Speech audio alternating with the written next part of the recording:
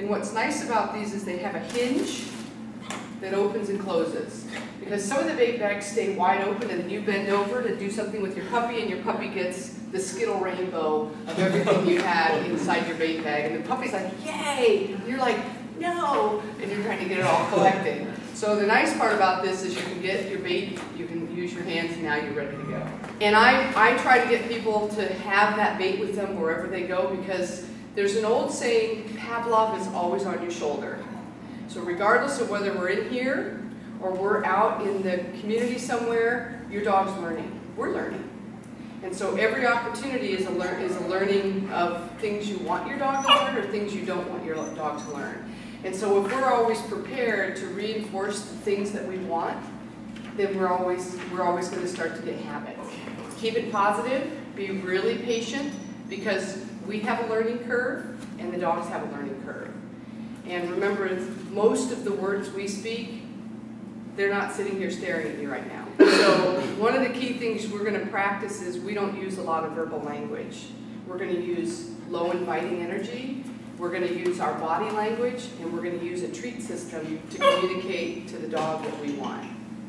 And the more we practice that, the more we go, I don't need a lot of words. And then we use select words that will have meaning to the puppy. So I can get a dog to do different things in the room based on using the food lure, which is the treat, and then how I maneuver my hand to get the puppy to move with me. Because there's only two ways you can do this: leash, pulling, or use your magic luring powers. So I'm going to use my low inviting energy, my kissing, and now I'm going to get boom. So now I have Coco's attention, right? I have the leash just for safety. That's all I'm going to use the leash for. And you're going to be tempted to pull on the leash. We want to start using our magical luring powers to get Coco to simply come with me. And then I'm going to mark the word yes, and then I'm going to open the reward up. My hand, my reward hand. So I'm here with Coco. Now Coco has my attention. So I use my magic luring powers. And again, the leash is simply here to keep everybody safe.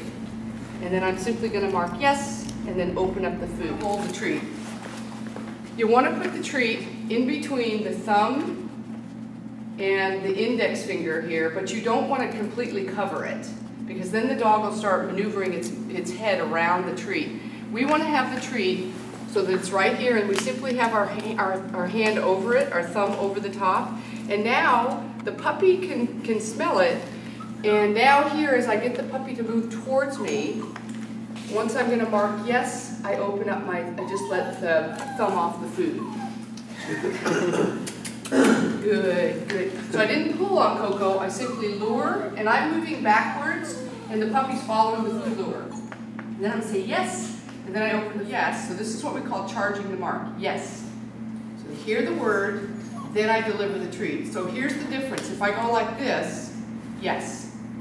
So what I did that time is I said yes while I was delivering the reward. What the puppy is going to get is the visual cue of this. What we want to teach is yes, and then deliver the reward. So there's a big difference, because if I do this, yes, at the same time, I get overshadowing. I did a verbal prompt, and I did a visual prompt. If we do those two things at the exact same time, the puppy will pick up the visual prompt, and then we won't get the verbal. We get that overshadowing. So when I have the puppy here, I'm going to say yes, and then deliver the reward. The other thing I want you to try to do right now is make yourself low and inviting. So you become the most powerful thing in the room with the dogs. So if you're big and scary, you're not going to be as powerful. The way you make yourself powerful with your puppy is you make yourself low and inviting. And dogs will go to movement away from themselves. So for example, with Coco, remember we want the movement here, so you'll be here, yes, and now move. Come on, yes. Now be moving. Yes. Yes.